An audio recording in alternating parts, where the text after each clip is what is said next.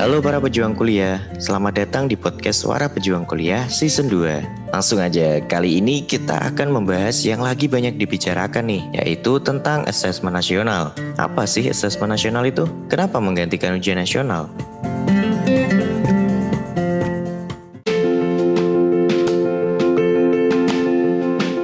Jadi teman-teman, asesmen nasional yang akan jadi pengganti UN ini adalah program evaluasi yang diselenggarakan oleh Kemendikbud untuk meningkatkan kualitas pendidikan Indonesia. Yang akan dilihat sebagai bahan evaluasinya itu mulai dari input, proses, dan output pembelajaran. Karena pendidikan bertujuan untuk mengembangkan karakter dan kompetensi murid. Jadi meskipun dibilang mengganti UN, tapi tujuannya beda ya sama UN. Di sini tujuannya untuk evaluasi kualitas pendidikan, bukan untuk pemeringkatan. Nah, dalam asesmen nasional terdapat 3 komponen penting pendidikan, meliputi kurikulum, pembelajaran, dan asesmen. Asesmen ini diperlukan untuk menilai efektivitas pembelajaran dan ketercapaian kurikulum.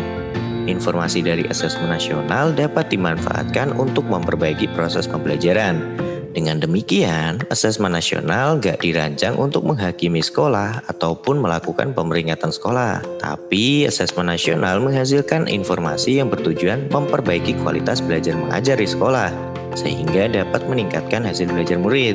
Nah, asesmen nasional ini dilaksanakan dengan 3 instrumen, antara lain asesmen kompetensi minimum literasi numerasi, survei karakter, dan survei lingkungan belajar. Kita bahas yang pertama dulu nih, asesmen kompetensi minimum literasi numerasi. Asesmen kompetensi minimum terdiri dari 2, yaitu literasi membaca dan numerasi.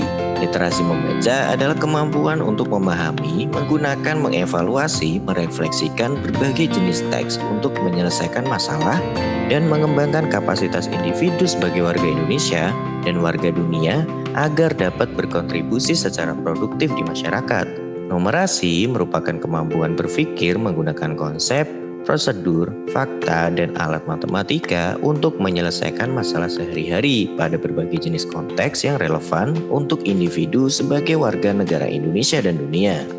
Komponen literasi membaca dan numerasi terbagi menjadi konten, proses kognitif, dan konteks. Berdasarkan konten, asesmen literasi membaca mengujikan beragam teks informasi dan teks fiksi.